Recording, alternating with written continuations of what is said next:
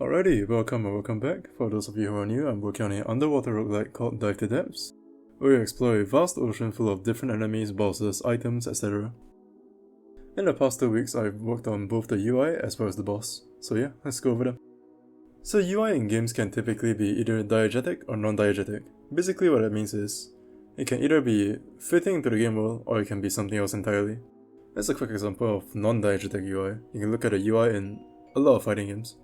They aren't exactly made to fit into the world, but they're just there to convey information.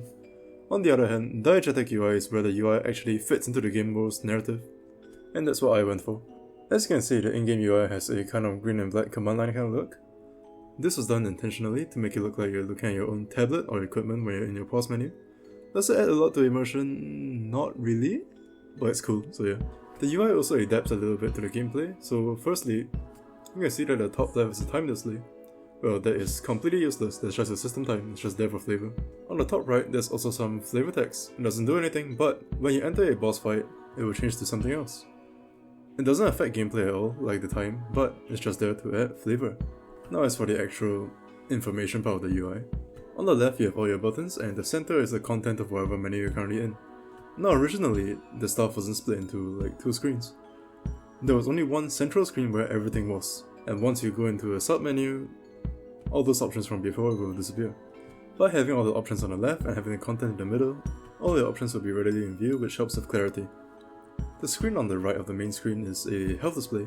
It also adapts to the current situation, and in this case, it will check your health.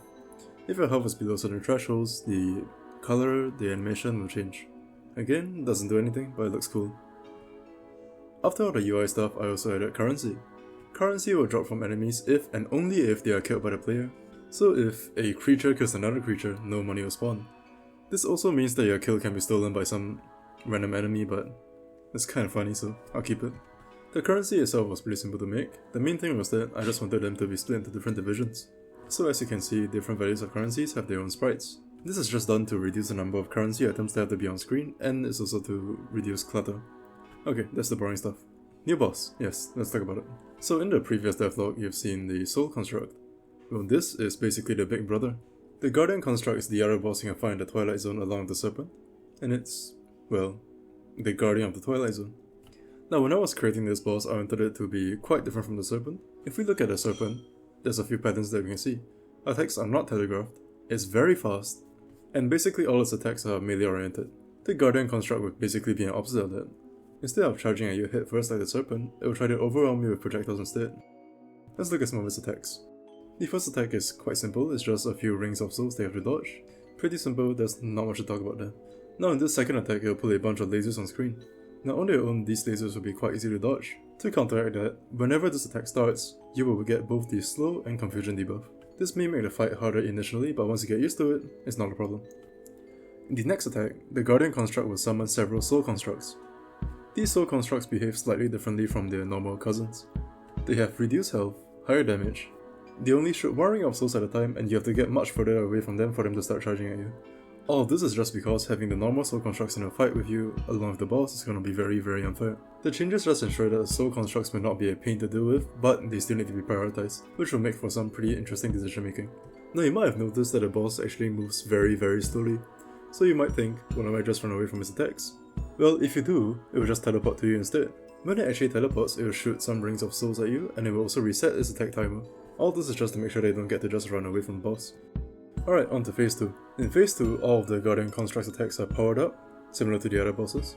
But you also get some entirely new stuff. For example, remember that teleport? Well, now you can teleport regardless of a distance. Now a huge change for one to watch out for. It also gets a brand new attack where boulders are launched towards your position. If these boulders hit each other, they will shatter into smaller pieces of shrapnel. The angle at which these shrapnel pieces are launched at is completely random, so you need to be very careful. Now, so far the bosses I've shown have 2 phases. Well, the Guardian Construct has 3. In this final desperation phase, all the attacks from before get toned down. However, it can also now teleport after every single attack, and after each teleport it has some iframes, which makes him very hard to pin down. This makes for some pretty interesting contrast because the phases before are relatively slow paced while the last one is extremely fast paced, so it just helps to keep the boss fight fresh. Now that I've already made 3 different bosses for the game, I'm already pretty confident in the design process as well as the coding for it. But if you're trying to make bosses for your very own game, I would really suggest to look at some of your favorite boss fights across gaming from a designer's perspective. Find out what makes those fights unique and fun, then try to replicate them for yourself. As for the coding side of bosses, I would greatly suggest you to look into inheritance and state machines. They are used very heavily in my game because they make everything so modular. And if you are using an object-oriented programming language, you should be taking advantage of them. Alright, well that's about it for this devlog. If you want to see more videos, do subscribe, and if you want to see more updates, follow me on Twitter. Yeah, that's about it. See ya.